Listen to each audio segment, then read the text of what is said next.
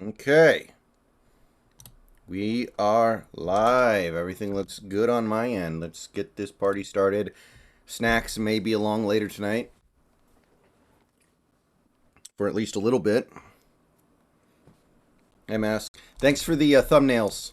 I'll be asking for a few more maybe later tonight, but thank you for the thumbnails.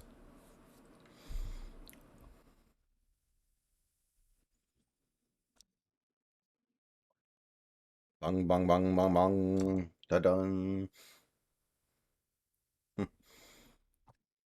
Probably a birthday party or something. I don't think that's that weird.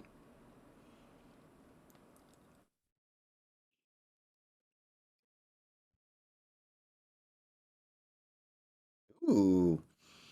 They just released the new art style for the Persona 3 Reload. I like it. I like it a lot.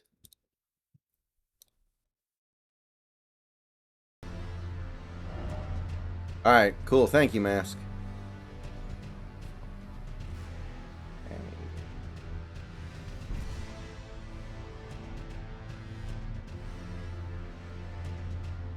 Ooh, Teoscar's gonna get on with that.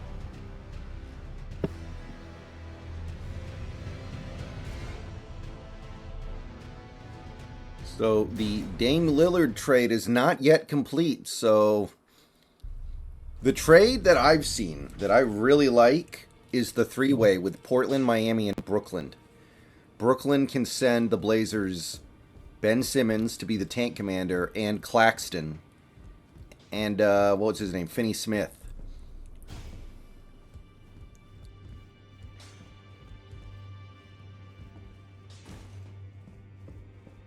Portland needs somebody like Claxton, and Ben Simmons is like the perfect tank commander. That's what I like. Okay. Smithing stone 8. We need 5 of them, though. God, that sucks.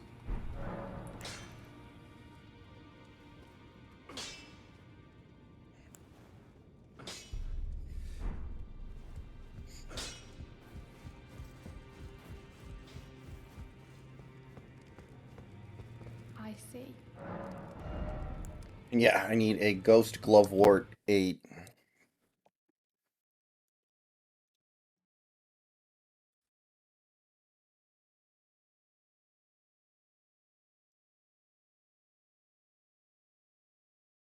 Not very much, right, guy? A little bit.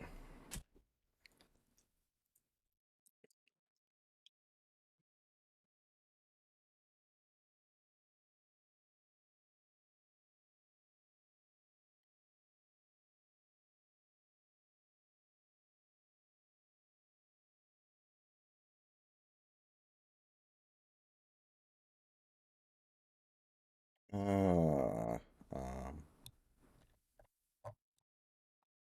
so there's literally only one Ghost Glovewort 8 on the whole top of the map, and it's a place I can't get to my knowledge.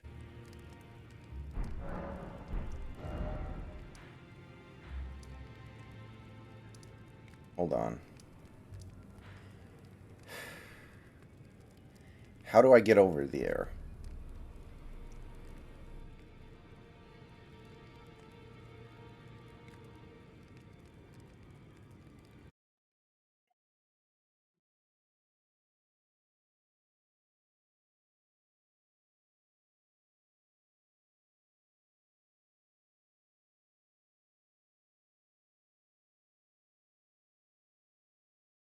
It is going to take me so long to get all of these. It looks like, oh my goodness.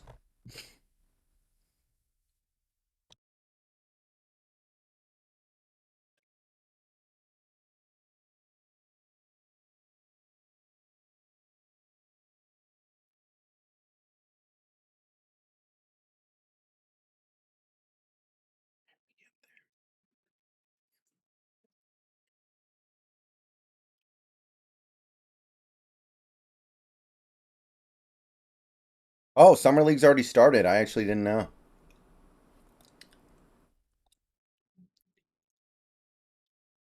OP.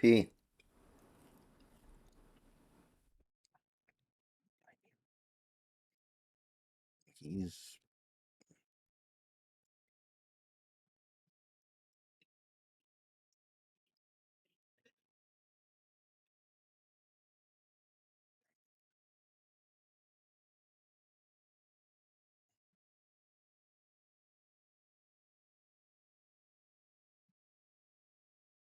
I only need to find one, though.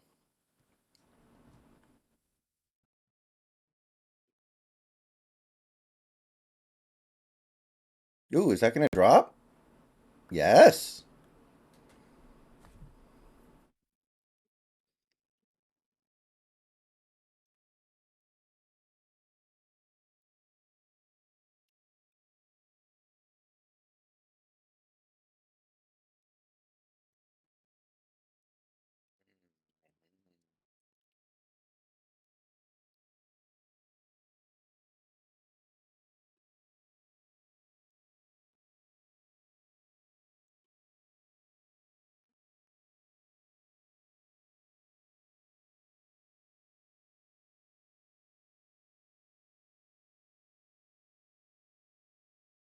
That's got some work to do.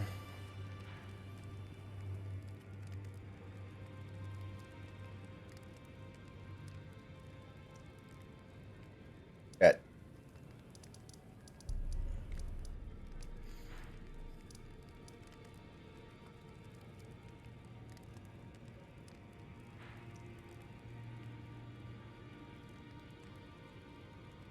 Uh,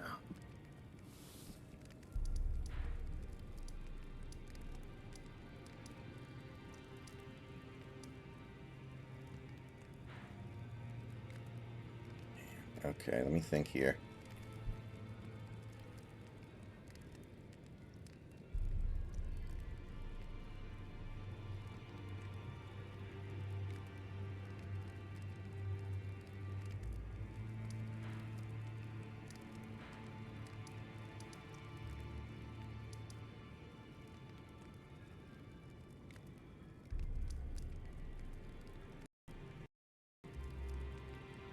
Nice.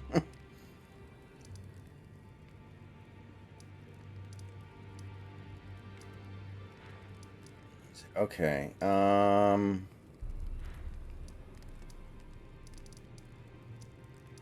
Where is Rena's gate crap? Uh, all right, let's see if we can figure out how to spark this side quest.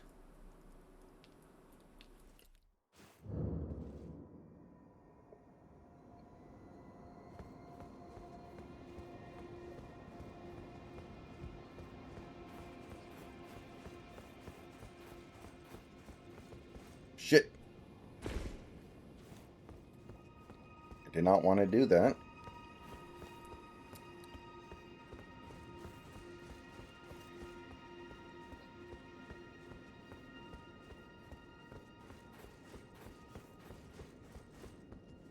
All right, nice. Mike Ford, baby.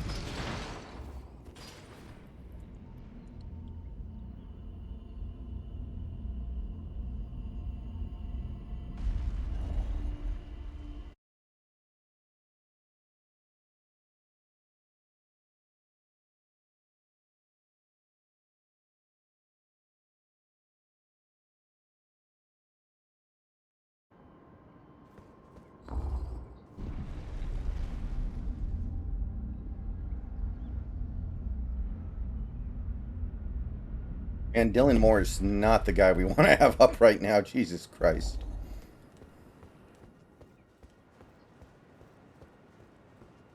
Our 8 and 9 in this lineup tonight is like really depressing. Jesus Christ.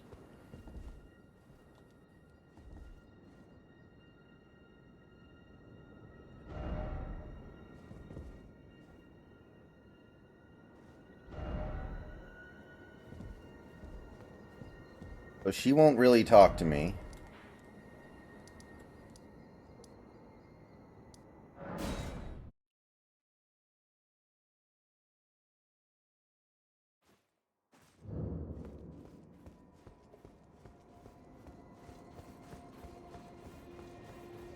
And I'm pretty sure the guy over there is just going to offer me magic lessons that I can't even really use. Ooh! Alright. That's one way to get it home. To get a motherfucker home.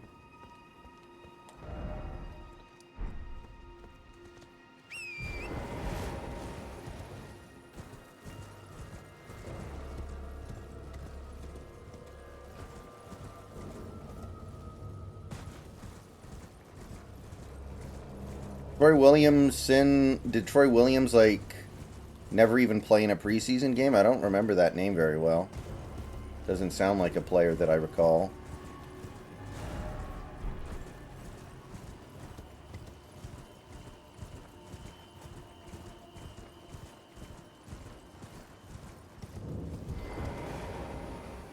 Begging for another lesson so soon? There remains much to be done. Make it quick. Yeah, Magoo actually played a little bit in the preseason. He was okay. Well, no, actually, I should take that back. He was not okay here, but he's proven that he learned, I guess.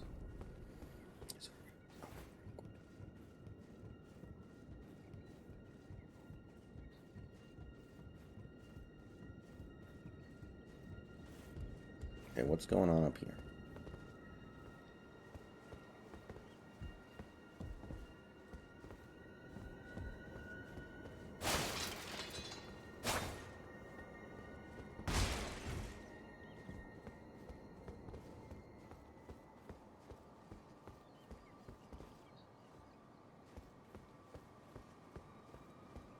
Yeah, I've been up here. Thief. I think this side quest might just be glitched, which really fucks me over.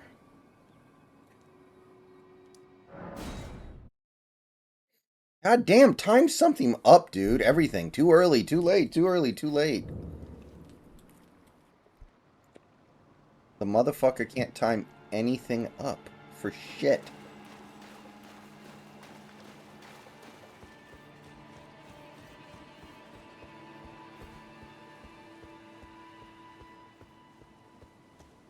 Ooh. Oh. Oh, you gotta be fucking kidding me, dude. He smashes it to the corner and, oh, dude. Wong getting fisted. God damn.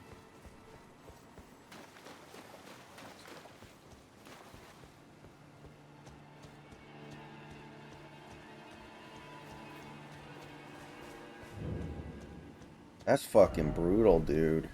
Yeah, that door is still blocked off. Not good.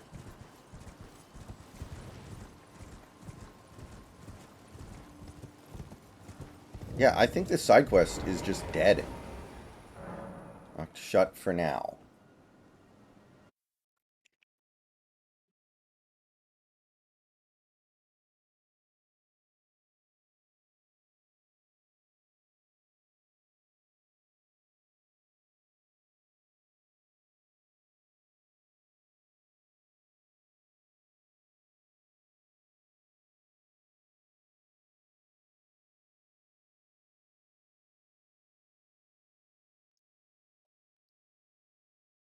Yeah.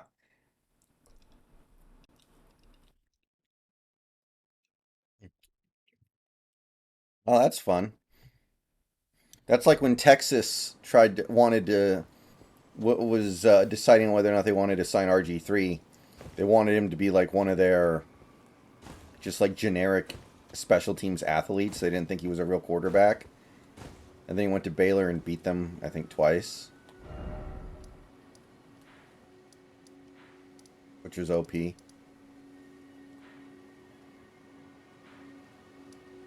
Just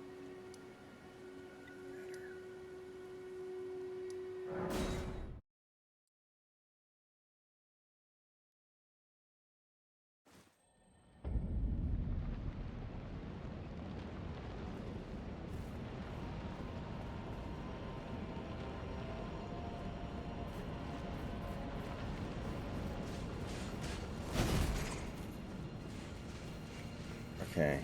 Can I get through here? No. Okay. So I guess that literally just is supposed to be a barrier. Alright. Let's try this a few more times. It's really going to be hard for me to advance myself beyond what I am right now, so let's fucking go.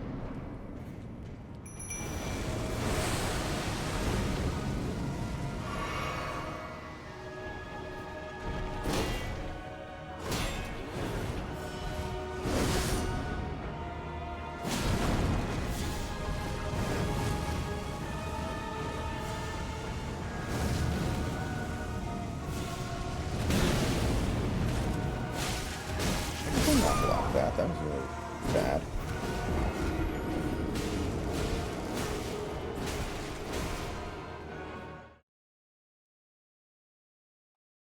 Wonder if I can summon help.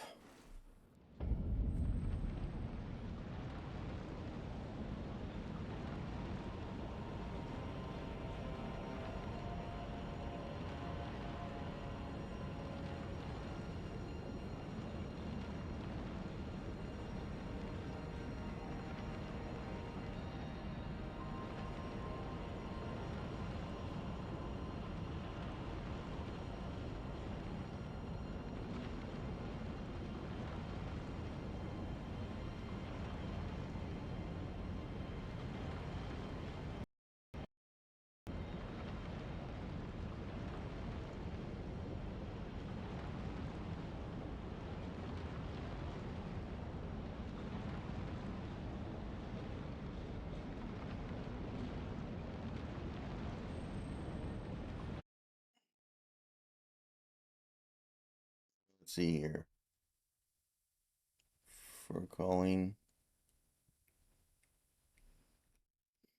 finger remedy.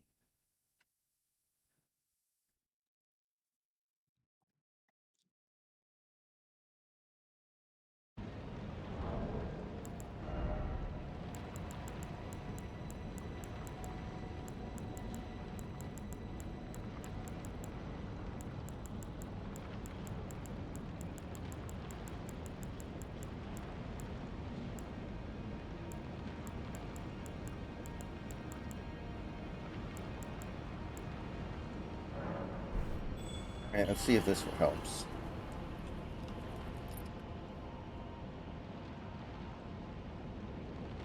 This is legitimately one of the most popular games ever. There's gotta be somebody out there who wants to help me out. Yeah, the XFL USFL merger would be a ton of fun, I think. Ooh. Okay. Let's give this a spin. My first time phoning a friend. They go. Oh, here we go. Hey.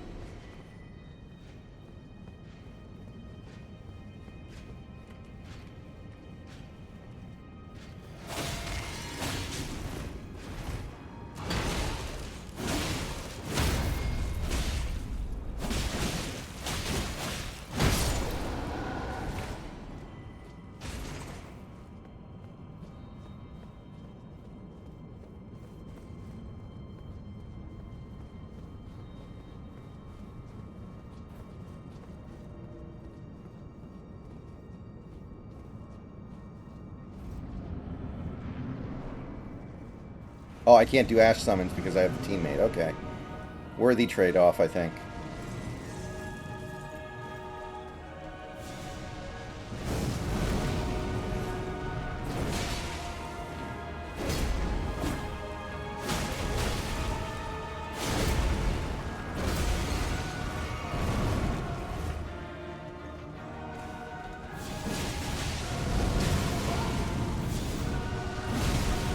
Nope, nope, nope. That's extremely annoying.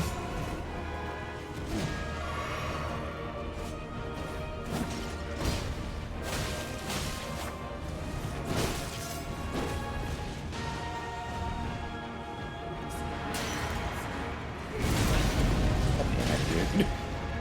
So cheesy.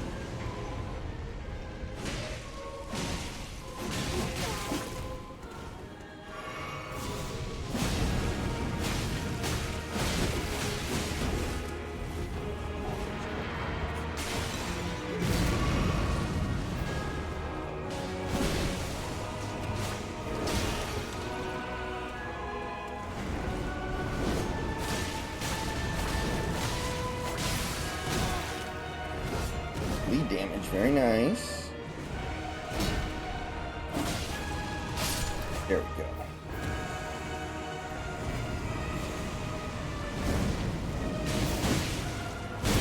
Oh god, I hate this. No, you don't. No, you son of a bitch. Don't you fucking dare do that. Okay. So, they're obviously going to get revived. I am not a sucker. Hey, couch. Okay, Indiana Jones, I thought it was pretty good.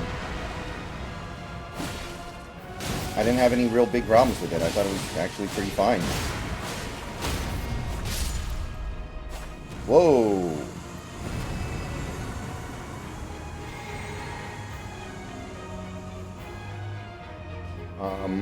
I think a lot of the complaints about it have been kind of over-exaggerated, honestly. I don't think it was that good. It wasn't great. But I think it worked pretty well. Oh god, the fat guy? What? No, no, no, no, no, no, no. You have no health, but... Okay, there we go. Oh, yes.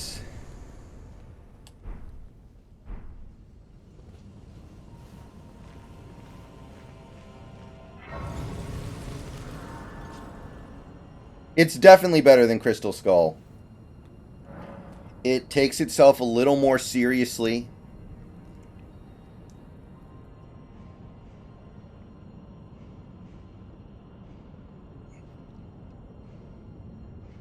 Oh, that's cool, Austin.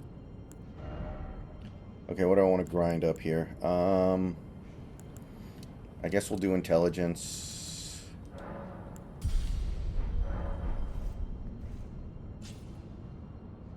Uh-oh. Come on, Julio. Oh, God. Oh, my God. To center field? Fuck me. Alright, we're going to need more than one run, officially. I don't know. I thought it was fine.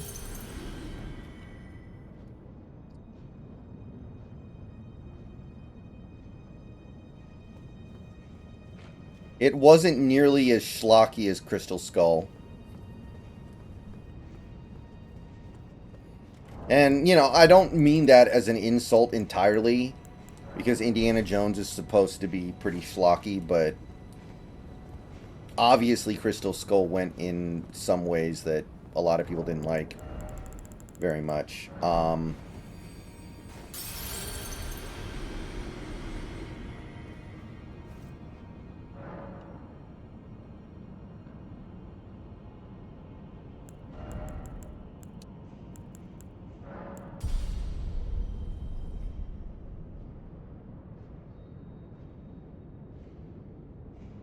Yeah.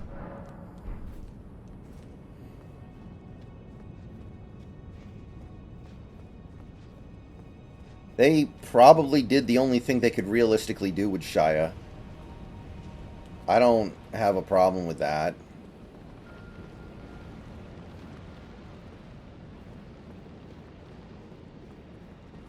What else could they do?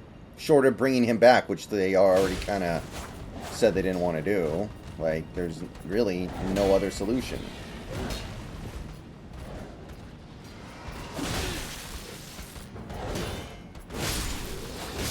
Oh no! God damn it.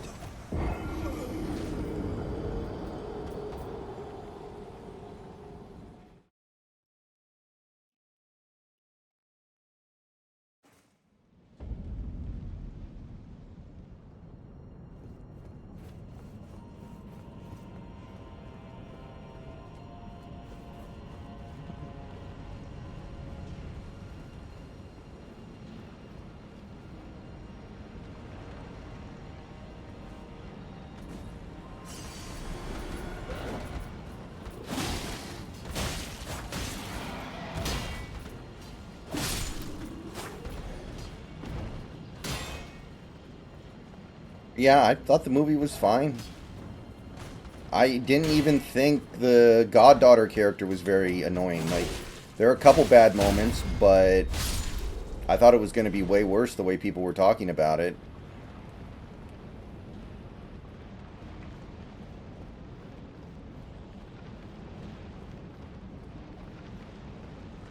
I mean, I'm not a big fan of the action scenes because of the way they're shot, but I don't think they're bad. And that's kind of run of the mill, right? Like, your main actor is 80 years old. You're going to have to film things in a way that is deceptive.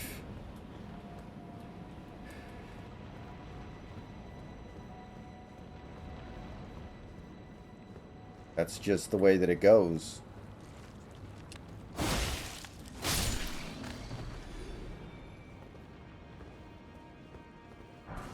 And honestly, he does a lot in the movie. Like, he's not just sitting there watching the girl do all the stuff. Not really. Um, I, the ending, I don't know though. The ending's kind of like, I like the idea. Yeah, I think he can, Austin. Seems like you've got a good rhythm with him, and he's played well consistently. I don't know. The ending's kind of interesting. I don't know how to feel about it. Mm.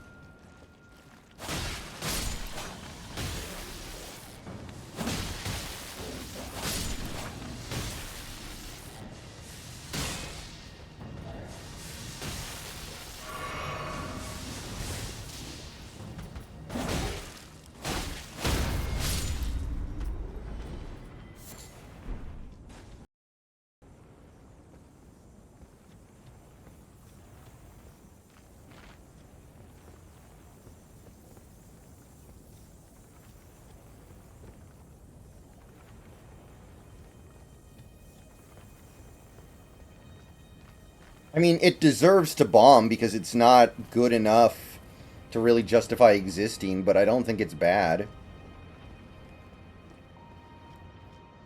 Like, it's not good enough to warrant existing,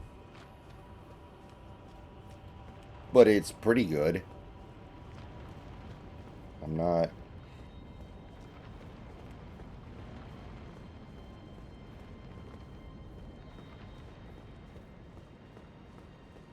Oh, I don't know. I mean, it's not like Temple of Doom is that bad.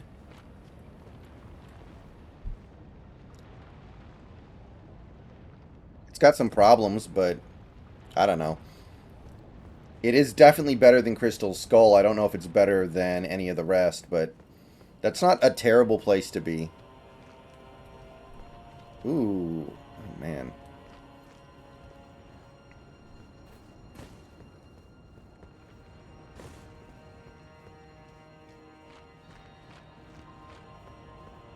Watched Temple of Doom a couple years ago, though, and I really did not care for it, I have to admit. I need to watch it again.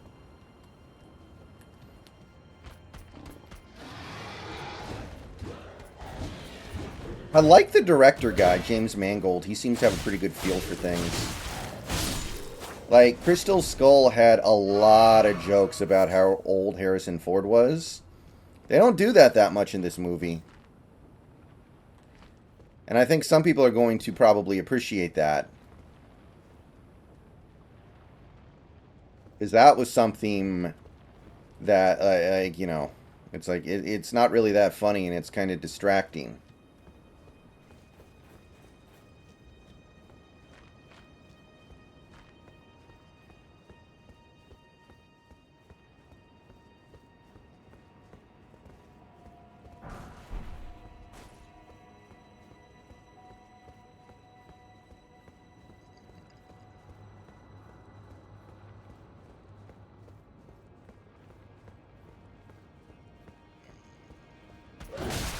Oh, where'd you come from?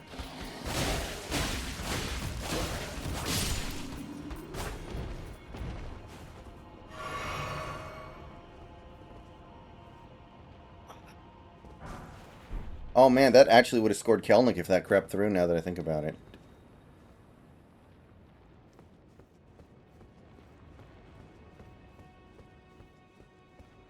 Dang. Hmm.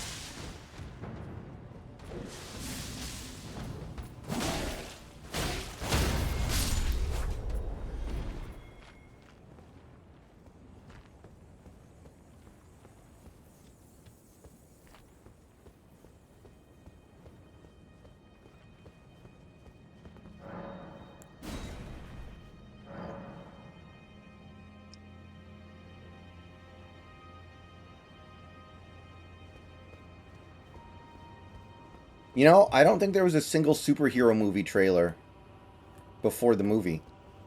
I just realized that thinking about it. I don't think there was one.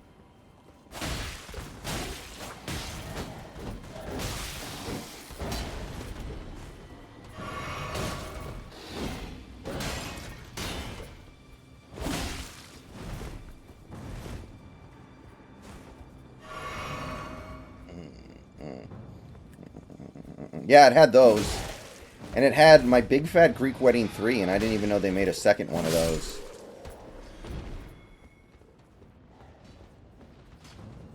It was like a 3-minute trailer and not a single joke landed. It was weird. It was like somebody out there is finding this movie funny, I guess, but I can't imagine who. Oh shit. Okay, good. I wasn't sure if I maybe misjudged that.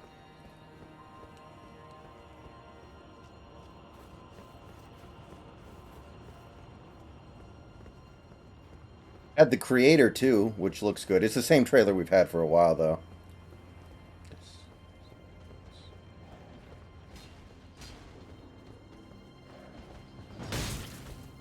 Who did that? Oh, you.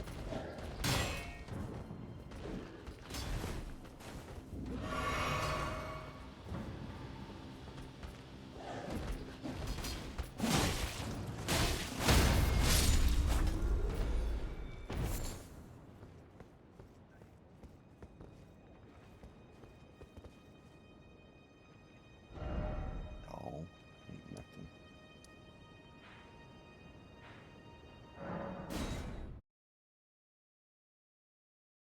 Yeah, there was no Blue Beetle trailer. Oh no, wait, there was one. The Marvels. Yeah, the Marvels. Again, another trailer I'd already seen.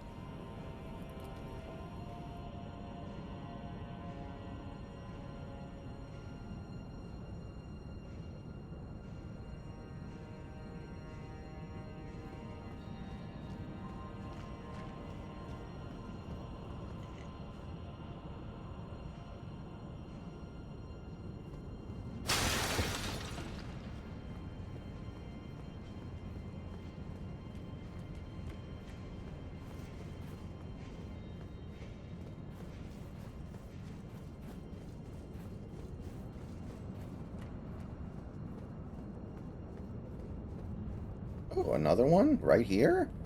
There's one right up the stairs. Bloody hell.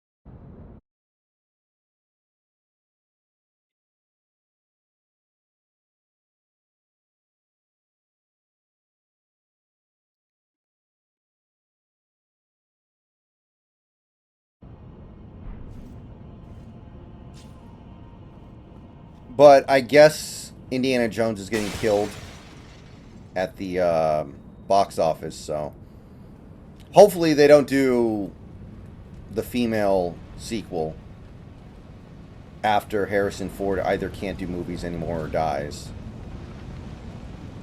Hopefully that's the end of it.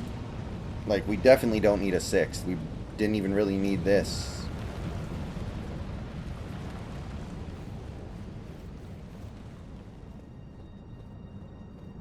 The hell is the point of this place then if there's nothing over here?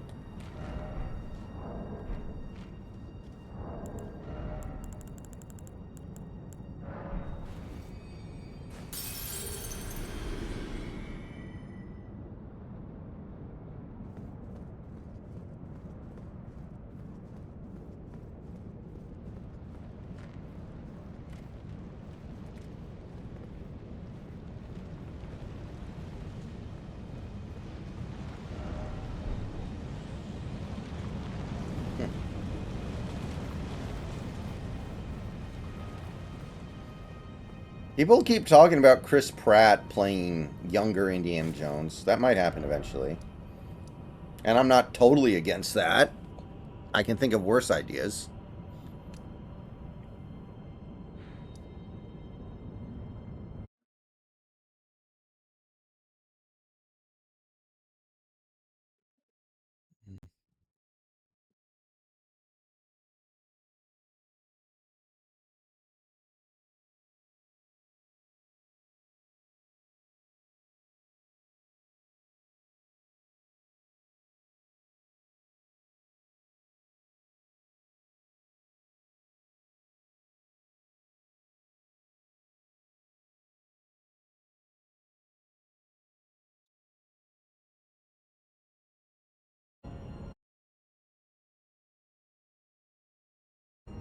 Is he in anything lately? Alden Ehrenreich?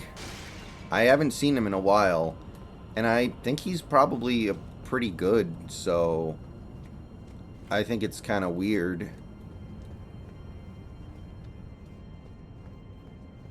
that his career would get derailed because the movie he was in bombed.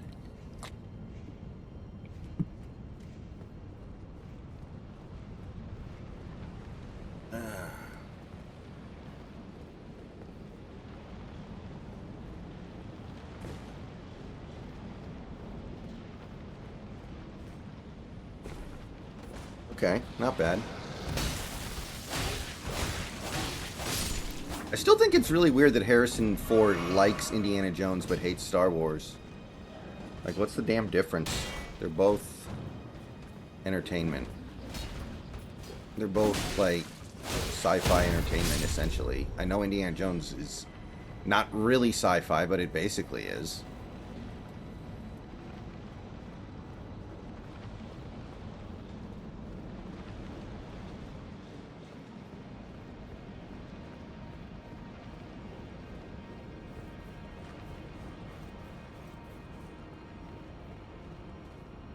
Come on, Cal. Send one into the seats for old time's sake.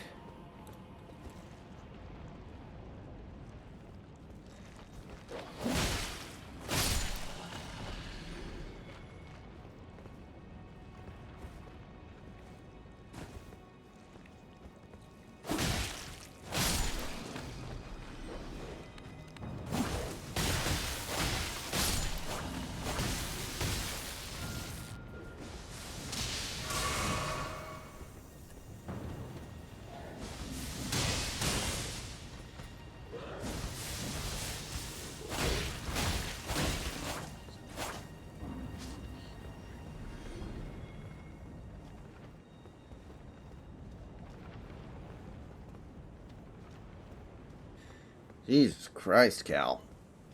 What are you doing?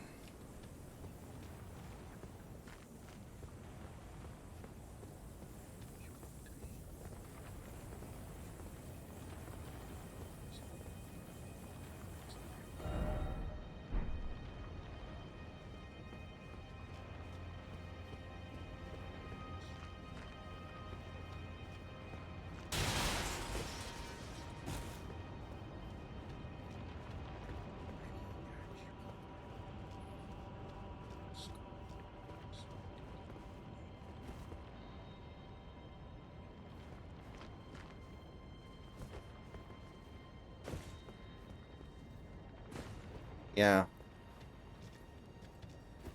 I gotta say,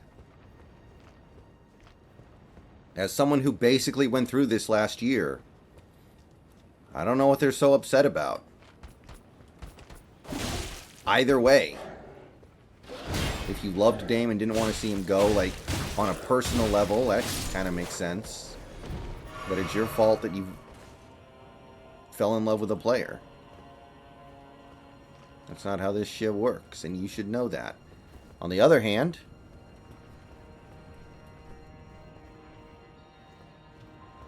the team didn't do what he was hoping they would do, and he doesn't believe they're going to be competitive soon, which is probably true.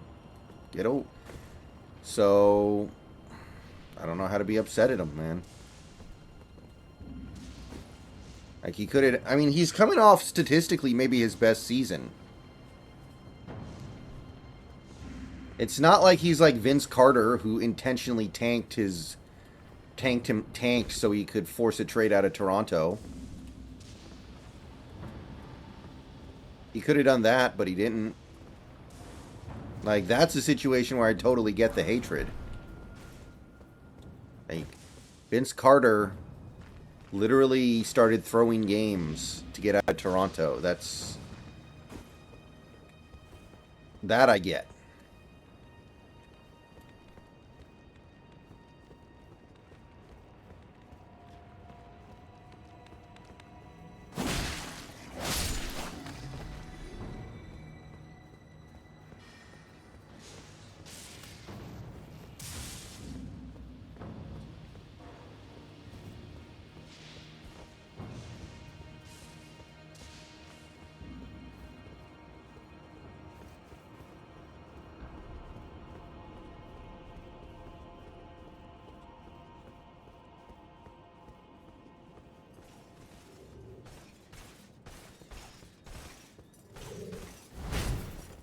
No, no, baby. Oh.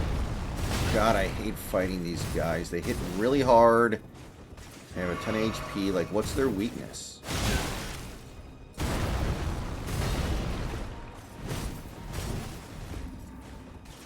These guys really don't have any kind of an verifiable weakness. Just...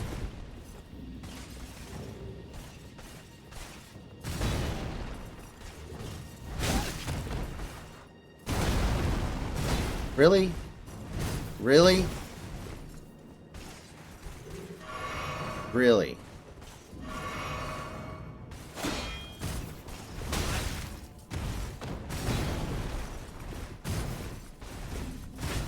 Dude, how am I supposed to do this? Okay, I'm running away from you. You are a waste of my time.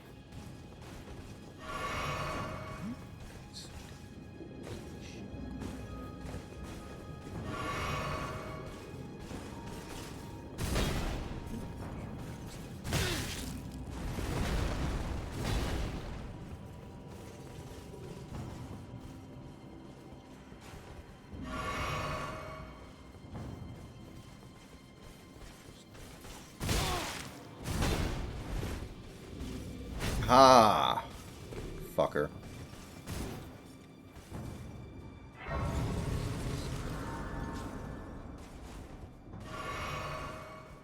Alright guys, be right back.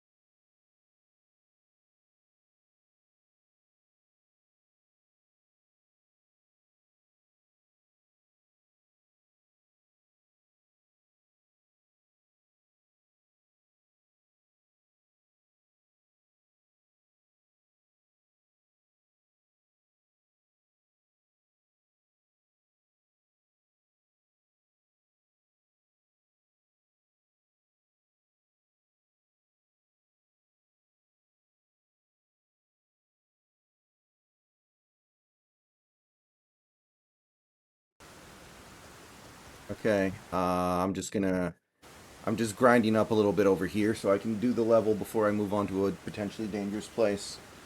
Also, I don't know if Snacks is going to be here tonight, by the way, for anybody who may be interested in that. I haven't heard from him today, since this morning. Don't know what he's up to.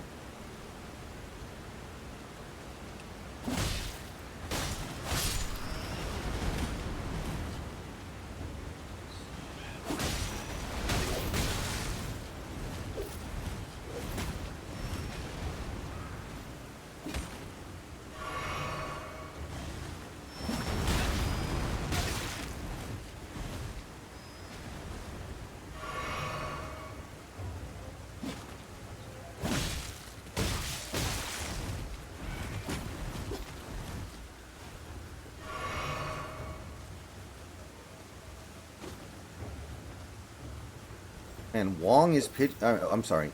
Wu is pitching so well. Some support would really be nice, man. I can't believe Wong got cheated so badly on that RBI. Like, goddamn, if a motherfucker ever needed a break.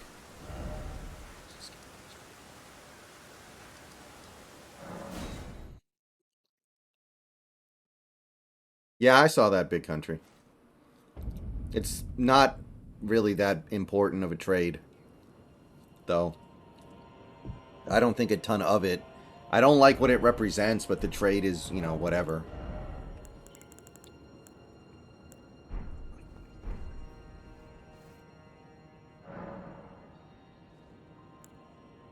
Oh, and by the way, somebody subbed, but I don't know who. Hold on.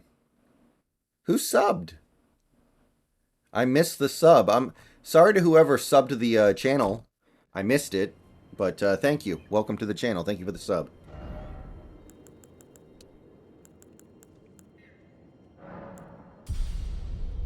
Okay, let's go.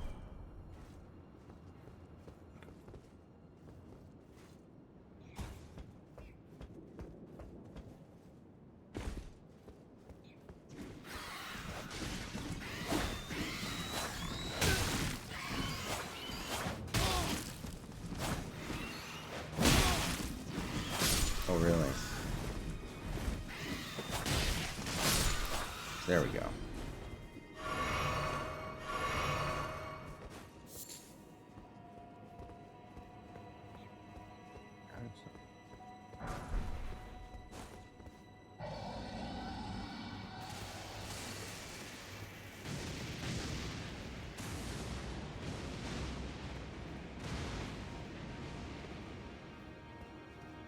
I move the elevator. Man, Dylan Moore looks like he's never swung a bat before in his life so far this year, man. And he was good last year, is the thing. Like, it's not like he's always been like this. He's got to find something.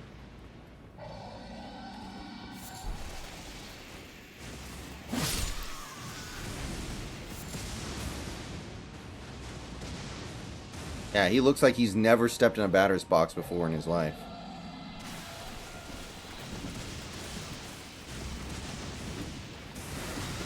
Oh, Jesus. Where the hell is that coming from?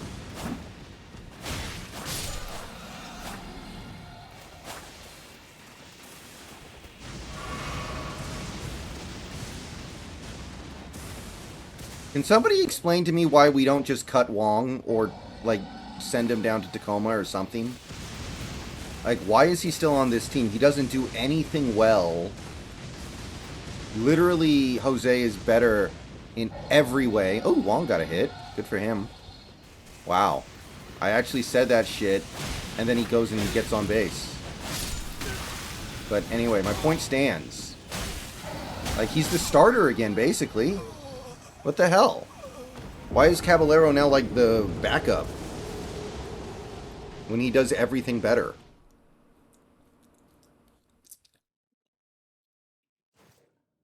Make it make sense.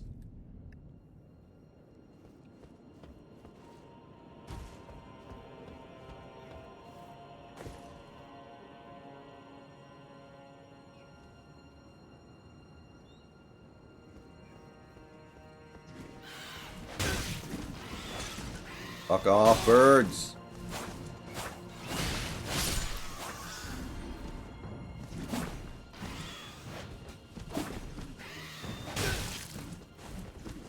Okay, nice.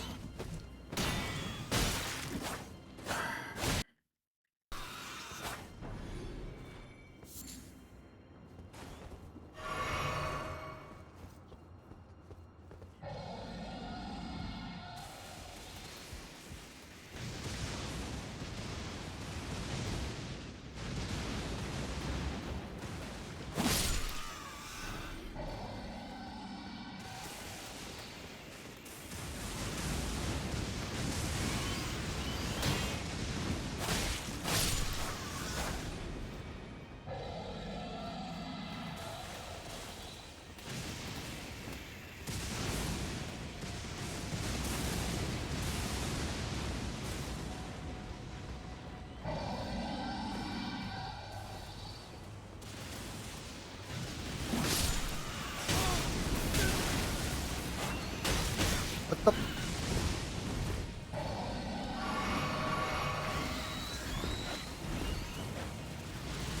Oh god, a boss at the end of all this? Oh, really nice. Oh, yes! Okay, we scored the tie and run, right? Yeah, we did. They left him in. One pitch too long. This better not be outed first, by the way. Okay. Ooh, Golden Rune 12. Whatever the hell that is. Oh, yeah, he's safe by a mile. Wait, how is this guy already almost dead? I haven't done anything to him. I don't get this fight. It's like something was damaging him before I ever got here.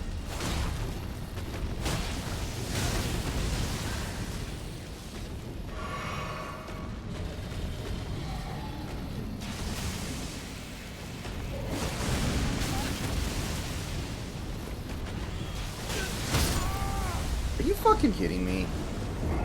Fucking birds. Is that Grace? I wonder if I could get over there before I fight this guy.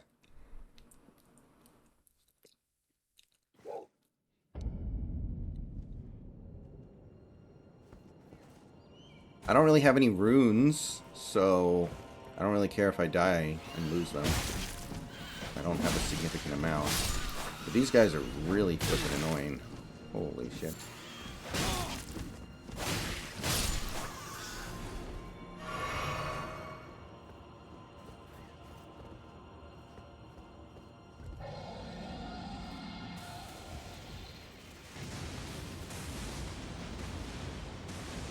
Yeah, I don't get it. Dylan Moore legitimately looks like he's never held a baseball bat in his life. And he was, again, like, well above average, maybe even a good hitter last year, so this isn't a situation where, like, he's old now and he forgot how to hit, like Wong or Pollock. I don't know where this comes from. Okay, I think we gotta take our time with the birds a little bit. Maybe we need them all dead before we engage with the dragon. That's kind of what I'm feeling like right now.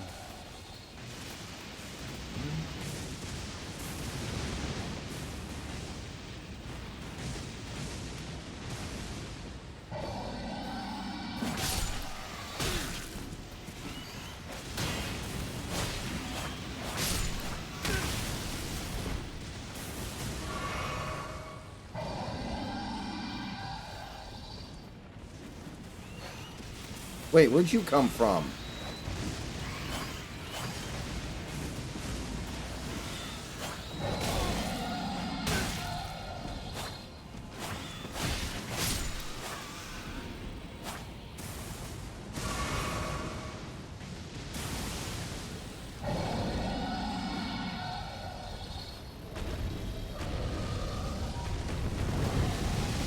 I'm kind of sad Kirby didn't get into the All-Star game. I feel like he's our best pitcher.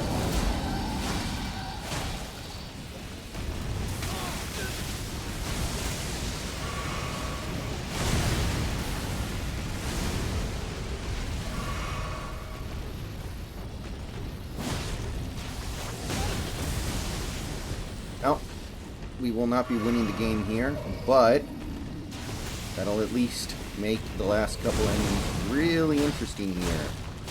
Okay, did we get him? God damn it. Oh, come on. Yeah, I don't understand. This guy, like, spawns in with very little HP. Okay, there we go. I think we got it. Ooh! That's actually potentially quite useful.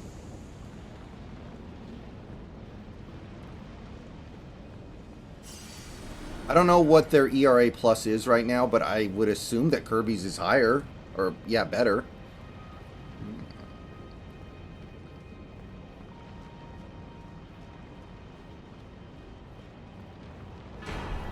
Ooh, interesting.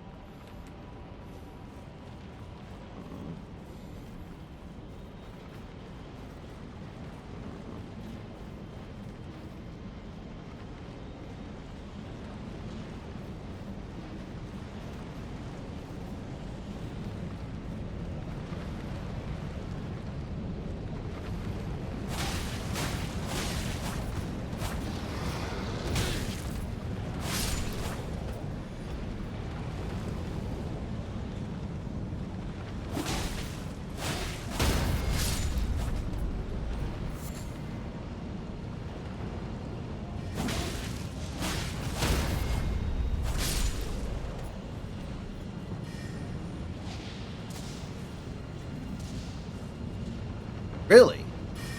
I wonder how that works. Kirby, to my eye, has been a better pitcher overall this year. Did Kirby have one, like, really atrocious start that killed him or something? Because Castillo's had a couple of stinkers.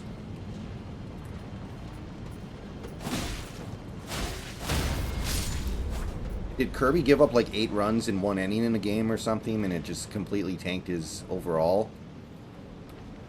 Because I don't feel like that's happened.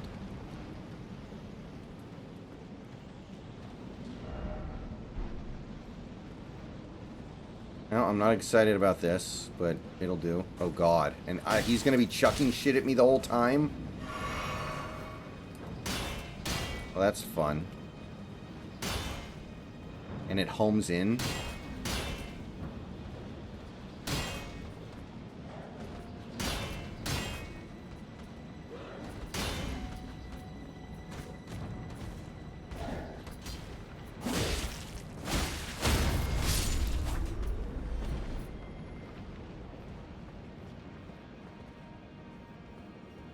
Oh, Adcock.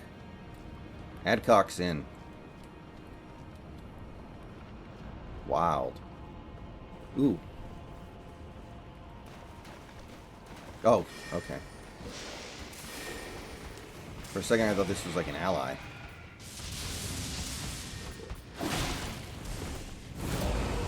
Got the out. Very nice.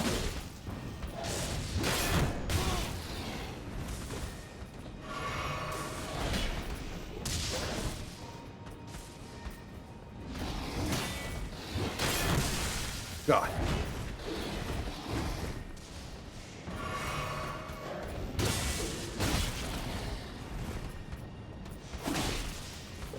Oh, I'm in trouble.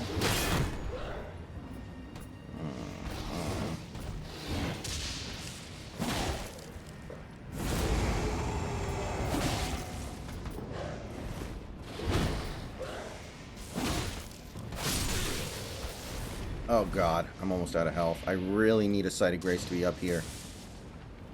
Like, you have no idea how badly. And I feel like there's an asshole in here somewhere. Ooh, well actually, even if I die here, that's not necessarily the end of the world because I picked up that, but really would like to find a fucking Sight of Grace. I killed a mini-boss. You would think... Okay, let's see. Does this take me... Does this loop me around? I think it does. Well, okay, no, it doesn't. But just as good. Let's go. Oh, yeah, the 7-run game. I remember that one. Not off the top of my head, Reggae. Okay. I need 22,000 more runes. Can we get there? Yeah, Gilbert has had quite a few ugly starts and not a lot. And yeah, Gilbert's just been kind of average this year. I agree with.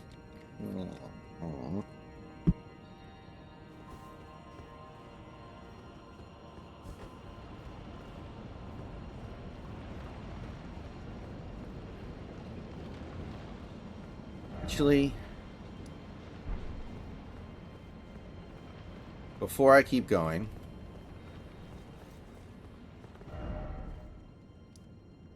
let's go back and give those bells to the Husk ladies.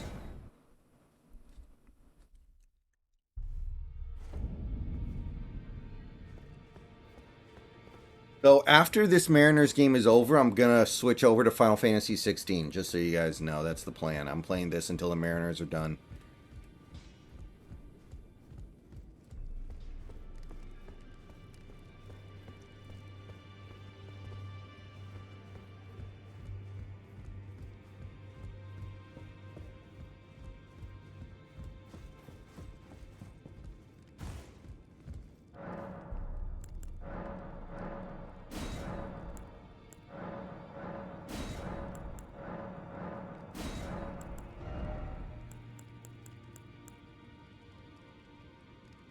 Okay, nice. All right, let's get a cheap home run here. Oh yes, I can buy these now. Okay, I need 5 though. I've what? Expensive, but I think it'll be worth it. I don't know if I need these. I don't think I do. I What's don't up? have that. Okay. That is actually potentially very clutch. Let's go take a look here. I'm super excited about that. It does kind of suck because I still need a couple more levels so I can dual wield katanas, but this is kind of a big deal.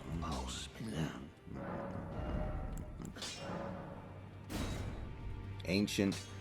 Okay, yeah, sure. And that's a fully upgraded Uchikatana. Oh!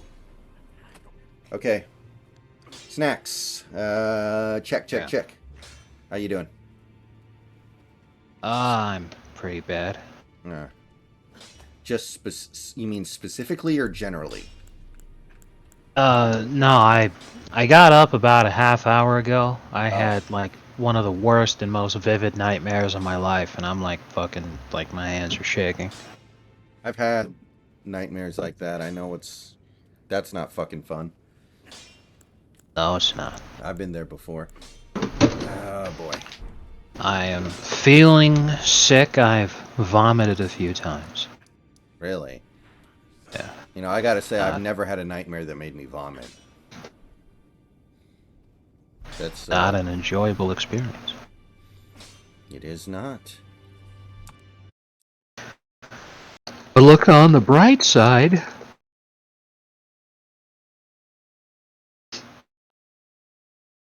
Um, I don't know what that bright side is, but I hope you can find it.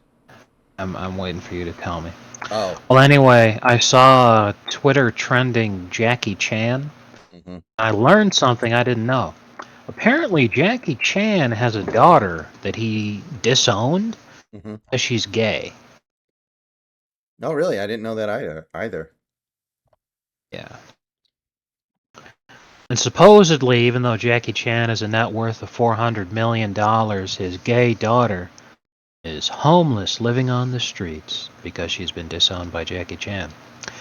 I find that exceptionally hard to believe because, according to these same rumors discussing this whole thing, uh, she's homeless living on the streets with her life partner. And I'm like, really? The two of them combined can't get a tiny ass little apartment together?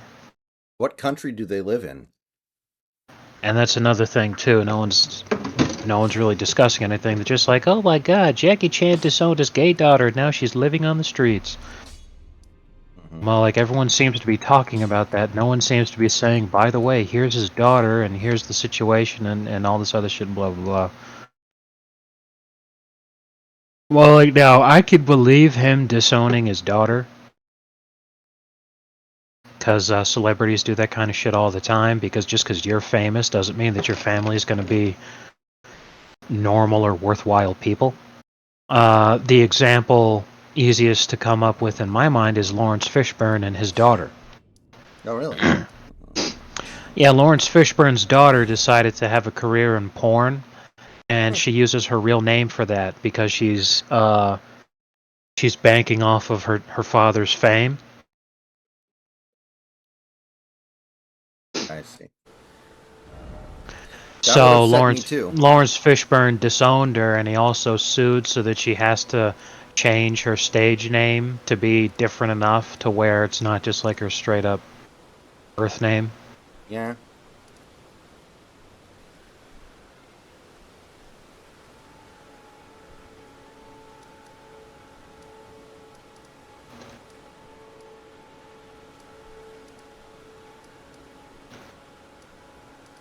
Ugh.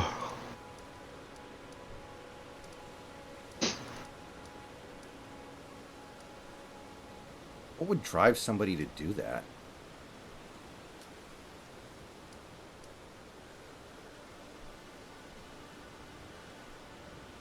Like your dad is Lawrence Fishburne and you go into porn. Like, why the fuck? Well, because they've just got uh, a screw loose. I guess. Anyway, so I'm, I'm reading up more about Jackie Chan's daughter now. And people were getting a lot of their wires crossed. Hmm. Uh, it's his estranged daughter. He disowned her in 2017. And the thing is that Jackie Chan, uh, it's not like, I'll say this, the daughter was born out of wedlock. It was sort of like, he had a love child with a woman that he had an affair with because he was married at the time. Hmm. So the affair partner who became the mother of this daughter is like a really bad mother, supposedly. So think about this from Jackie Chan's perspective. Remembering, of course, that you're a Chinese citizen, that you've grown up in Chinese culture, where being gay is illegal in all but name. Like, it's not literally letter of the law illegal, but it's basically like it might as well be. Because a lot of homosexual activity itself is illegal, and you will have a very low quality of life because of the discrimination and such like that that you'll face. So, alright, Hold on one second. Somebody is trying to call me from upstairs. I will be right back. no problem.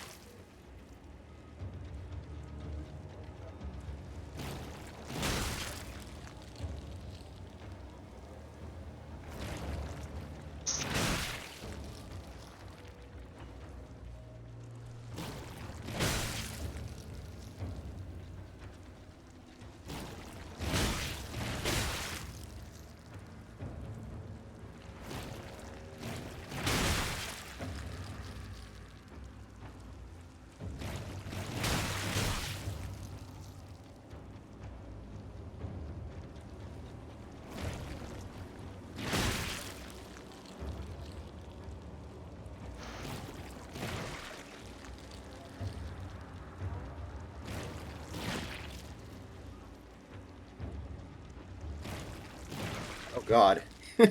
Oh God. Okay, I am back. Sorry about that. People upstairs were trying to get my attention, and I couldn't hear them. But I'm here now. Sorry about that.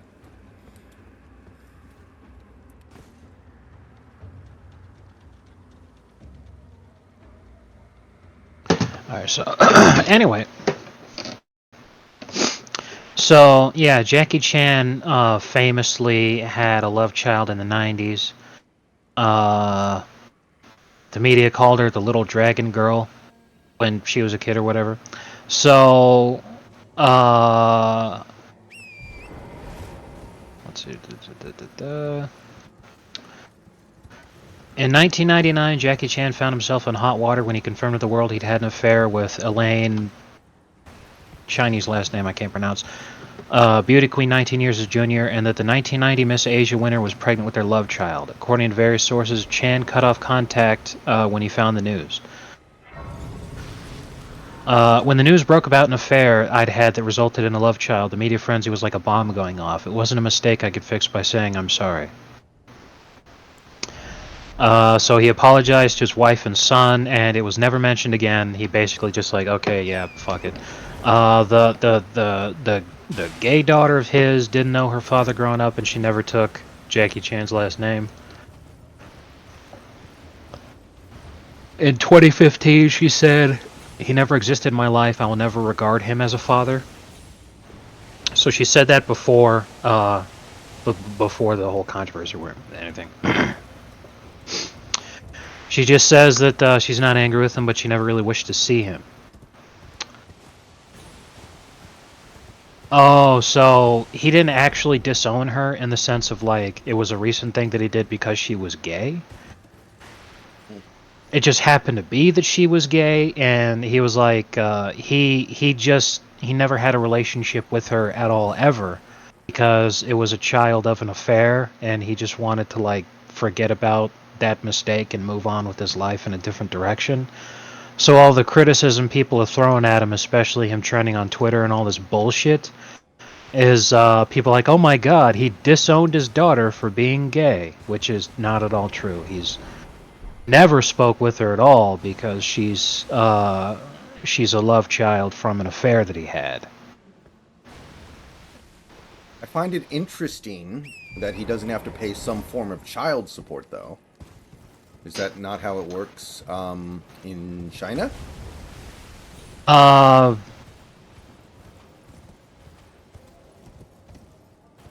Now I never said there was anything that there was nothing wrong with abandoning the kid. Yeah, I'm That's surprised. messed up. I'm just surprised he can legally abandon the I'm kid. just referring to Couch's post here. I think he was The being thing is, sarcastic. I know he's Yeah. like is yeah, definitely nothing wrong with fathering a Yeah. child and abandoning it. I'm not saying that's not the wrong thing. What I am saying is that on Twitter right now, he's trending and people are discussing this whole thing specifically because they're all like, oh yeah, he disowned his gay daughter, and then she's homeless and living on the streets and all this. He never had a relationship with the child at all. It had nothing to do with her being gay. He was never a part of her life. So it's unfortunate that, you know, your father had abandoned you and he's worth $400 million.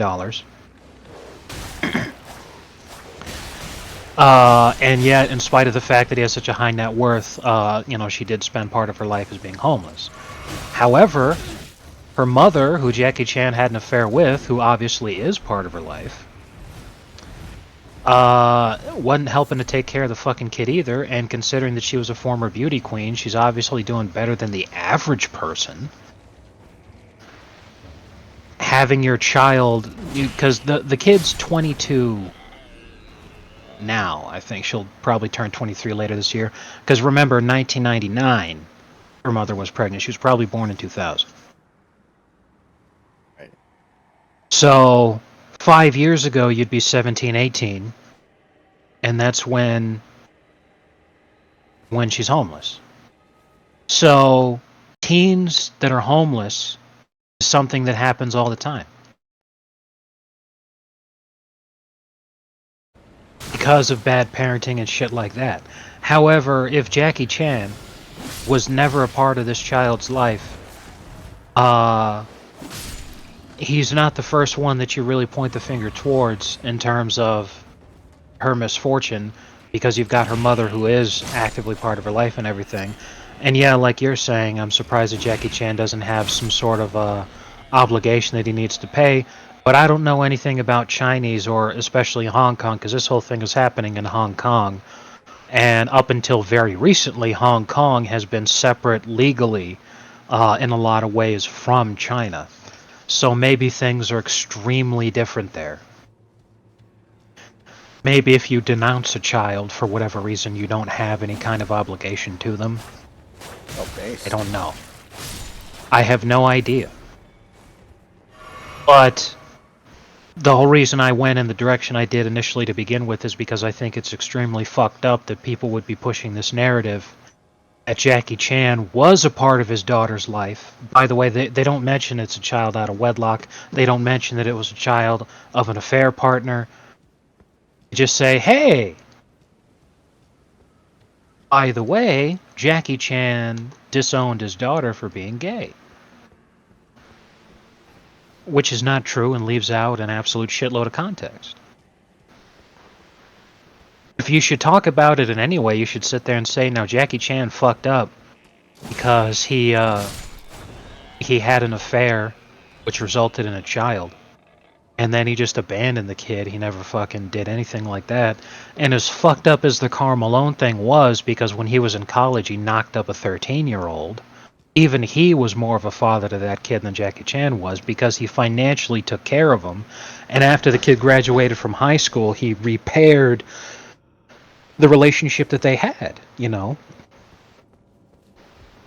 Publicly admitted, you know, fathership of the child, and Right. did everything he could to mentor the kid and help him out in his career in that way. And the kid would go on to have...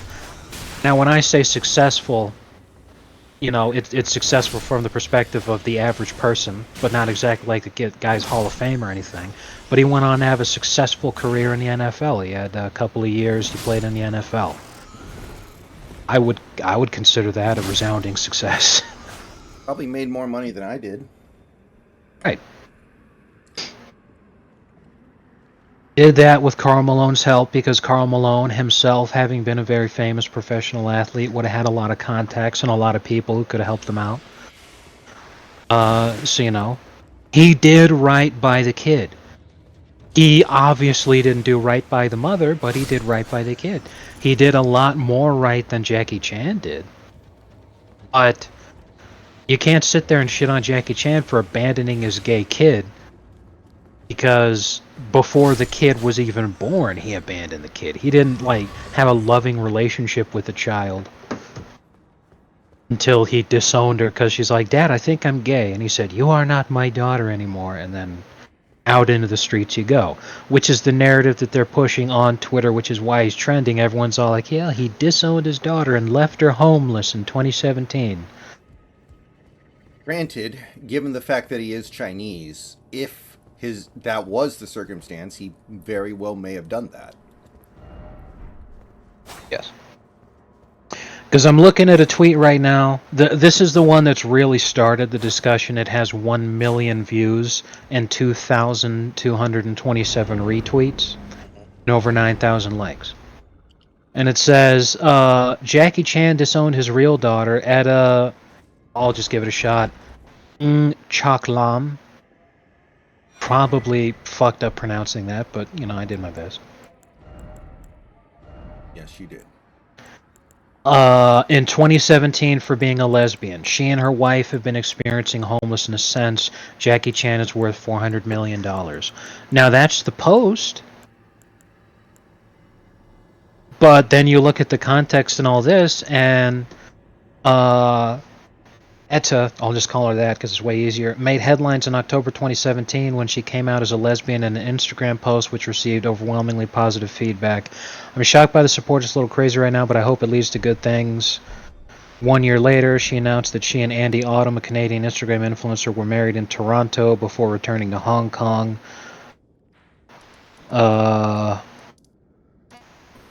Wow, that's even more hilarious. However, Autumn has faced controversy for being 12 years Edda's senior and the fact that Edda was only in her late teens when they began dating. Hilarious. A few months before the wedding, Edda and Autumn posted a shocking video on YouTube claiming that they were homeless and sleeping under a bridge due to homophobic parents. I don't even understand what is going on because we've gone to the police, we've gone to the hospital, the food banks, LGBT community shelters, and all of them just don't give a shit. She said in a now deleted video.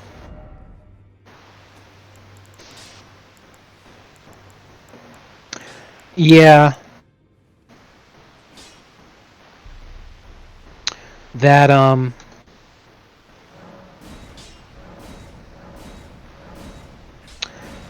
I think, they're just spouting the shit that she herself is saying, and I think they were just saying that both for number one, attention, and number two, to try to scam money off of people online, because her wife Autumn is literally described as being an Instagram influencer.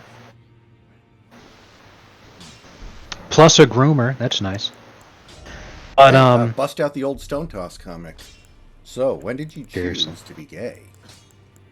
Seriously. So they make a video where they're talking about how they're homeless and have been living under a bridge, but they make that video in what looks like someone's study in their house. Yeah, they broke into somebody's Like that. house. Yeah. It's all like, okay, so either you're not having a problem anymore or whatever. And they seem to live back and forth between Toronto and Hong Kong. And they're like, we went to the police and no one seems to want to help us. And it's like, what? And they're like, we went to LGBT community societies and no one seems to give a shit. And it's all like, why would they just give you money for asking for it?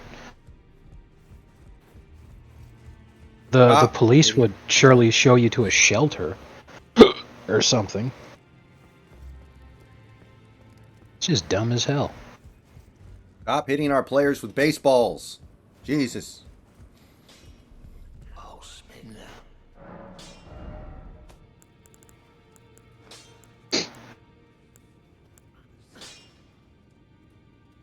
Umber, Smith, and Stone. 9. I'm not going to worry about it yet. I can't even use the thing.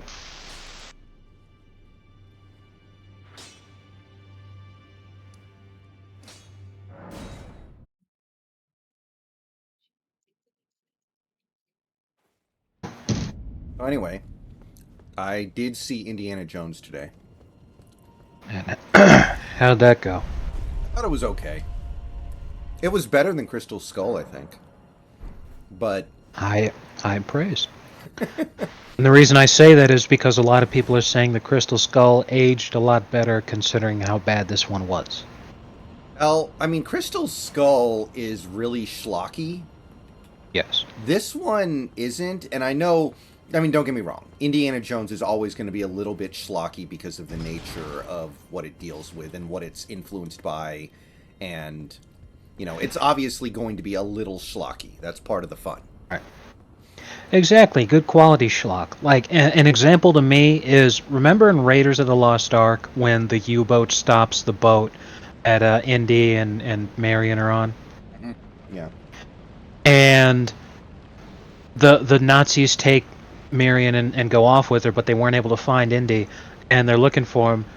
And the captain is all like, I want you to find Indiana Jones. And the sailor's like, I found him. Where? Right there. And then you see him on the boat.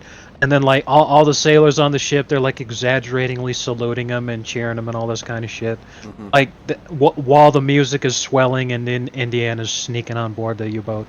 Like, that. Good quality schlock right there. But when you actually just look at that in a vacuum, if you removed images of like Harrison Ford from that scene and you just took that footage and then also removed the soundtrack to just try to take away all the hints you possibly could that was from an Indiana Jones movie, and you just aired that footage in a vacuum and sit there and be like, what the fuck kind of shit is this? Like, what what the hell is this?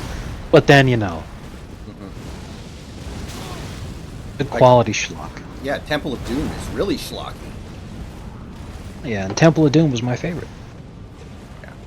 But this one isn't that schlocky. Of course, it gets into it a little bit. I mean, the villains are Nazis. Like, there's I mean, whenever you kind of have comedic Nazi villains, there's always going to be a little bit of schlock. But it's not like Kingdom of the Crystal Skull where you had fucking Shia LaBeouf swinging through trees with a bunch of monkeys. There's nothing like that. You don't have the giant man-eating ants. Or one of the things I thought was the stupidest in Kingdom of the Crystal Skull is when they have the vine swinging monkeys like you're talking about, but it looks like they're about to go over the cliff and like one of them's going to die or something, but then the camera actually pans away from the action in the scene that's taking place just to show you that the monkey made it to safety. He's okay, kids, don't worry. It's like, why the hell did I need to see that? I'm not attached to these monkeys at all. Not only that, but as soon as we leave these monkeys behind, they're going to be dead in a week because like some spider the size of a horse is going to eat them or some shit. Like, I don't. Good Right. God.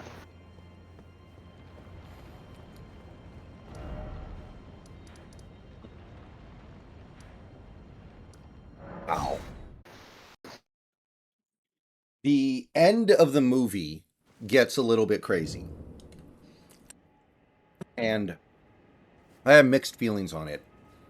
So, everybody in the chat that hasn't seen Indiana Jones and the Dial of Destiny and might want to, either mute the stream for a couple minutes or leave, because I want to talk about this for a little bit. Because Snacks may find this amusing. You don't care about spoilers, I assume, Snacks. Certainly not for this movie. I never had any intention of seeing it. So, at the end of the movie, the villains and Indy and his daughter and his her black what was it, a Moroccan sidekick character. Oh, I was worried you were going to say life partner, but Yeah. go on. But they actually go back in time because the idea is, No. yeah, they go back in time because the dial, Archimedes' dial, which is the MacGuffin that they spend the whole movie looking for, is a capable of locating like fissures in time space. So they go to one, and the villain is trying to go. He wants to go back to 1939 and kill Hitler, so he can take over the Third Reich and lead them to victory. Because he's like, Hitler fucked up too many times. That's why we lost. I'm gonna go back. I'm gonna take Hitler's place. We're gonna win this time because I'm gonna know what to do. So that's his plan. But they end up going back to the wrong time. They end up going back to 213 BC during the siege of Syracuse. And the last about 15 minutes of the movie takes place in 213 BC Syracuse during the Roman siege of the city. Right, the Punic Wars, right? Yeah, it was Against the Carthaginians. yeah, because Archimedes, the reason why he invented the effective time machine, the time traveling device, is because he wanted somebody to come back in time to help him win, because he knew the Romans were going to win the siege, and also, of course, he would die at the end of the siege, famously. That is fucking hilarious. That is absolutely fucking hilarious. The guy wanted to use the time machine to go back in time to kill Hitler to become Super Hitler, whereas Archimedes invented the thing because he wanted them to go back in time to kill Hitler so that they could become Super Hitler in his generation's version of Hitler. What the fuck? Yeah. So the last 10 minutes, the climax of the movie takes place in 213 BC, which is kind of tough. It can't help but look a little bit like a beer commercial, right? Because no matter how hard you try to do like period accurate uniforms and clothes and settings to like something that was 2200 years ago, it's just not gonna, I don't know. It's just really hard to make it not look silly, right? Yeah. But kind of an interesting thing. And at the end of the movie, so Indiana Jones says he wants to stay in 213 BC. And because, again, the reason why Archimedes did this was because he wanted somebody to come back from the future to help him. And his goddaughter, which is the female character that everyone is upset about, is like, no, you're not. And she literally punches Indiana Jones out and drags him onto the plane so they can go back to the present, which is pretty funny, actually, because it kind of comes out of nowhere in the movie. But yeah, that's basically how the movie ends. But time travel, I know Indiana Jones always does wacky stuff at the end, but time travel was probably the wackiest they've done so far. Yeah, that was not on my list of expectations. This time I left. If it's on the cards, That sounds like the that's where worst idea I'll find they could have possibly come up with. In terms of just the absolute shit show, I can see why it's more entertaining than with the Crystal Skull, because people were actually expecting that one to be good. Because by that point, there hadn't been a bad Indiana Jones movie. But I think what you're saying is the people expected this one to be bad, so it kind of leaned into the badness. So people are able to have a good time and all the wrong reasons. Um, Yeah, I think more than anything, I think the movie before the finale is pretty decent. Like, I think the movie kind of loses itself a little bit at the end there. It gets a little too out there for me. But the movie before it is mostly fine. yeah, grand scheme of things, Aliens is much better than time travel. Right. But I mean, I guess that's kind of every Indiana Jones movie. They're looking for something valuable and they're told it has a lot of power and Indy's like, "Oh, I don't believe in any of that horse shit." And then they find it and it turns out it actually does have that power. So it's once they start talking about time travel, it's like, yeah, okay, thing is probably going to actually Oh, work. well, see, now I'm really annoyed because the every Indiana Jones movie had to do with a religious artifact. And Hmm. it's only in the fourth one that that's kind of subverted by being like, oh yeah, even though the Mayans may have worshipped them as gods, it was actually aliens. And that was playing off of the popular fun that people have, where they think that, oh well, the reason Mayans built pyramids is because aliens. Hmm. Yeah, this one, I But mean, there is an actual dial artifact. I can't remember exactly what it's called. Um, well, I'm just bringing all this up because I'm all like, well, this is something that was man-made, and what did he use? Magic? Raiders of the Lost Ark, the Ark of the Covenant, something that God gave to the Hebrew people. Temple of Doom, you're talking about you betrayed Shiva, the Hindu god, and the sacred stones, and that worshipping Kali, and all that kind of shit. The war between the gods and all that sort of stuff. Then you have Last Crusade, literally the Holy Grail. It's a fucking amazing holy artifact because it is the cup that caught the blood of Christ at the Last Supper. And all of a sudden, oh yeah, here's this crazy time machine that Archimedes built over 2,000 years ago. What the fuck? yeah, well, it's not actually a time machine. It's a device that finds fissures in space time that you can use to go to different times. All right, and I see what you're showing me. It's based off of a real thing, which again was something that was made by the ancient Greeks, Hmm. a hand-powered orrery, which is a mechanical model of the solar system that illustrates or predicts the relative positions and motions of the planets and moons, usually according to the heliocentric model. Which is described as the oldest known example of an analog computer used to predict astronomical positions and eclipses decades in advance. And then he somehow turned that into effectively something that was at least capable of achieving time travel. Right. I'm not saying it's any. I'm not saying it's great compared to the original ones. You're right. Like it's not a religious artifact at all. You are correct. Right, and that's what I'm saying. Is I'm sitting here like, if this was Indiana Jones, shouldn't it have been like, oh yeah, by the way, Zeus pissed on this thing, and that's why it's magic? Come on, like. I do think that that's absolutely hilarious, though, that they successfully used the time machine, expecting to go back to 1939, and everyone in the audience watching this is thinking, "Oh, of course, we're gonna go back to the classic Indiana Jones, fighting the Nazis shit. One last time, here we go." And then the rug pull of sending you back to fucking 219 BC. That's a subverting expectations that I like. In terms of this being a gigantic clusterfuck, I dig this.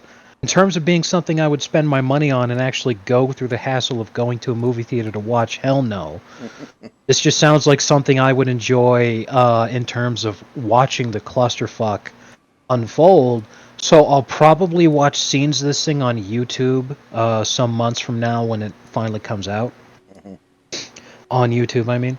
So, that. But, good God. Yeah. Uh, so this basically clinches it. There's no chance George is going to buy back Star Wars. Yeah, and would it really be in better hands with him given, you know, assuming, If it, well, actually, I take that back because he didn't have a big role in this one. He did Crystal Skull, and this one was new people. oh. Spielberg and Well, Lucas did very little with this. well, then that being the case, that still says a lot of bad stuff from the perspective of, um, it's not in good hands because if he's delegating to assistants and he doesn't have an eye for talent if they fucked up this bad, kind of a thing. Oh man, that is not good. Yeah. And like it turns out that basically Archimedes rigged the machine so it would only take people to his time because he wanted help. So like that was kind of funny too. It's like he's tricking everybody into thinking you can go to any time you want to if you use my machine. It's like no, all roads lead to 213 BC. That was very amusing. Yeah. There's also this one scene where Indy and Archimedes carry a conversation, which I guess would be what? They would be speaking Italian or ancient Greek or what would it be? Because this is in the 200s BC. Um, it would be ancient Greek, but it would be a form of Greek that almost no one who speaks Greek nowadays would be able to understand. In much the same sense that English is still the same, it's still English. However, if you tried to read Beowulf in the original ancient English that it was written in 1,000 years ago, you wouldn't be able to understand any of it. That was a little bit goofy because, I don't, if you're going to have them go back to 213 BC, then I think part of it should be they can't communicate because the language barrier is 2,200 years old.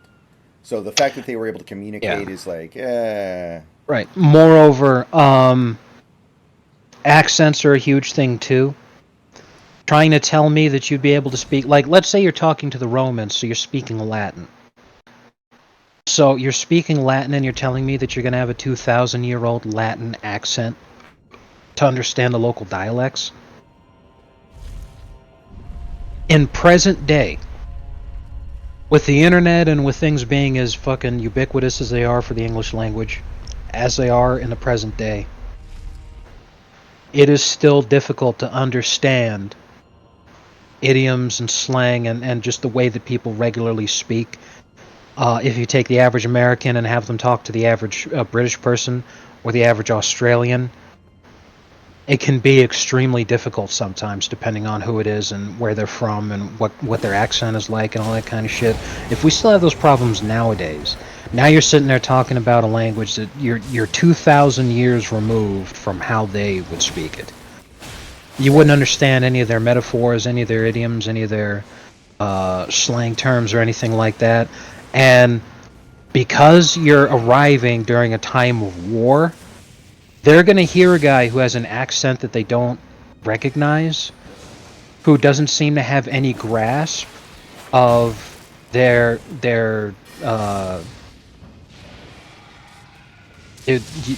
expressions, metaphors, slang terms, and all that kind of shit. They're just going to assume you're a spy and have you crucified. yeah. And like when they show up in 213 BC, they're in a plane, like a modest sized plane, and everybody on the ground looks up and they think it's a dragon, But of course, back then, dragons were not thought of as being winged creatures. They were thought of as being like giant snakes. So that's a, what do they call that? Anachronism for them to go, oh shit, it's a dragon. Like, winged dragons are actually a relatively recent, I don't know what the phrase would be, but you know, back then, dragons were thought of as basically really big snakes. If you know what I mean. Not a big deal, Yeah. but just one thing that I noted. Yeah. Well, no, it's it definitely tracks with everything that you're saying. Whoa, holy shit! And by the way, because I don't want to Sorry, get you into I'm just. trouble, do you have So, to work tonight? yes, I do, Okay. and I'll get ready pretty soon. But yeah, that just sounds it just sounds terrible. Wow. Okay, well, anyway, yeah, you're right. I should get going. Just so yeah, Jackie Chan's daughter. He abandoned the child before it was even born. It has nothing to do with the fact that it's gay. In fact, it being gay, they should just live in Toronto. They shouldn't keep going back to Hong Kong. Come on. Mm-hmm. Anyway, so yeah, I'll go ahead and get ready now. Mm-hmm. Okay. Yeah. Good rest of your night. I will see you tomorrow. See. So yeah, that was just my day. I had like the worst nightmare ever, and then laughed at how bad Indiana Jones is. Okay. Yeah. All right, take it easy. Yeah. Oh, you were gonna say something? No, I I'm won't talking mind. to the chat. I will Oh. be going off stream shortly, guys. I'm just gonna try to get enough runes for this level up, and then I'm gonna turn the stream off, and then we're gonna jump on Final Fantasy 16 later tonight after I take care of some errands. And speak of the devil. Oh shit. Are you, are you finished with those errands? Oh yeah, I'm gonna. Bye. Okay. Well, making it a little bit of a game here. All right. Have fun.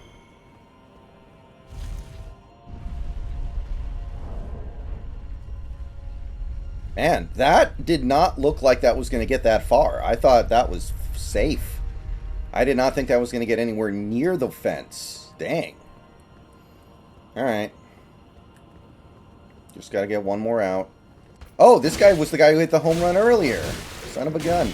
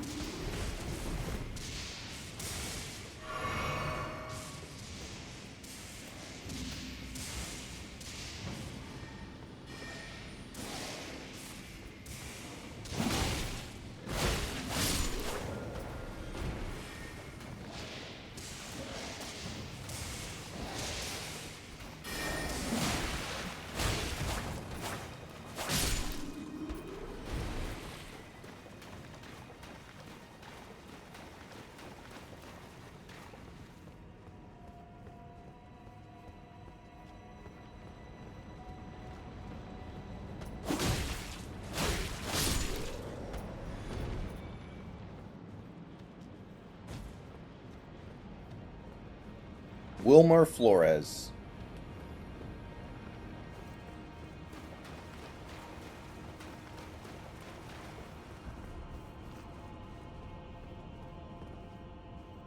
Well, a home run would be extremely unwelcome right now. Good lord. Sewald had better not do this right, or Seawald had better not do this right before the All-Star break.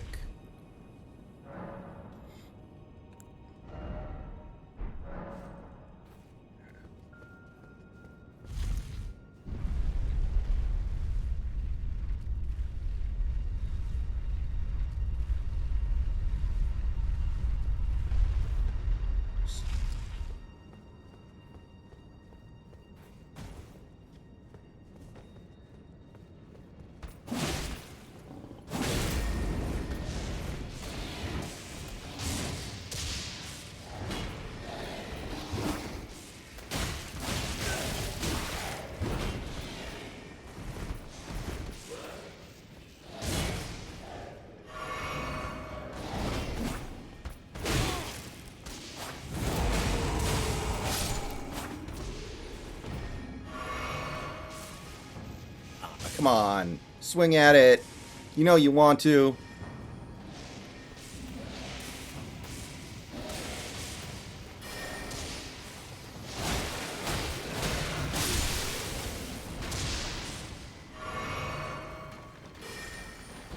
All right. Got him.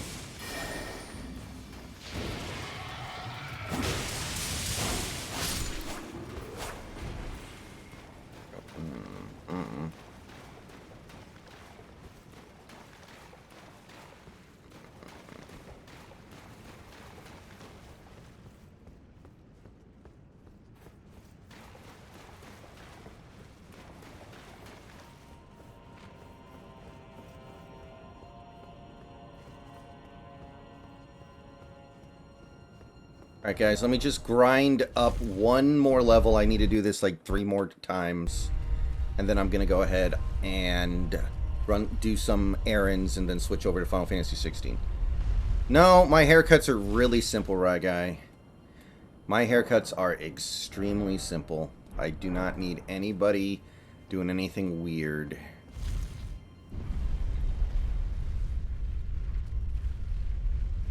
Alright, Mariners win. Things are looking up.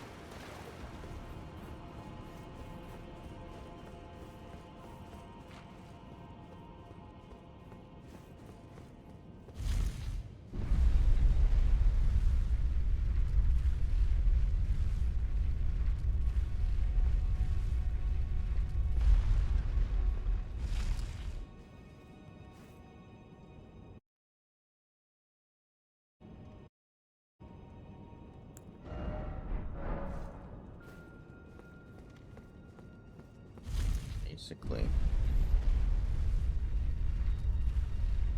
All right.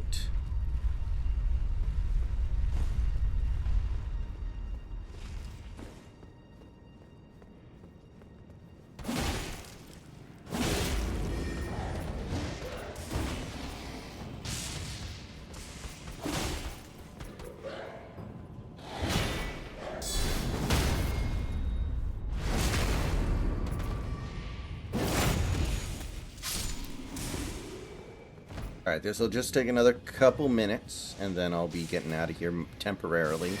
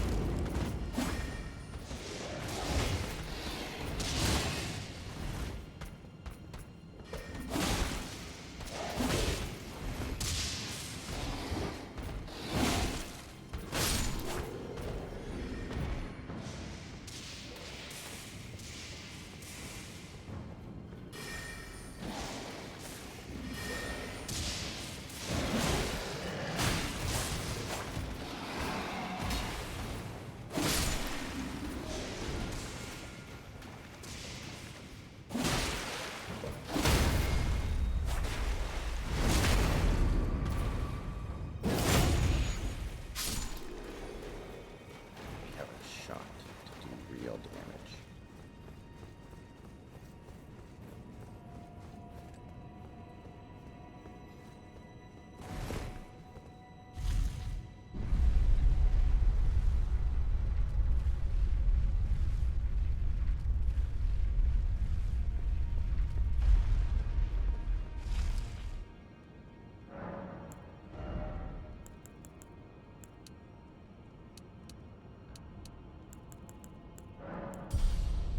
All right, guys, that's going to do it for Elden Ring tonight. I got some stuff to do, but I will be back later tonight on Final Fantasy 16.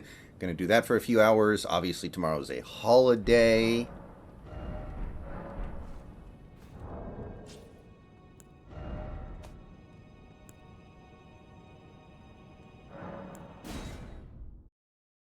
See you guys soon. Thanks for hanging out.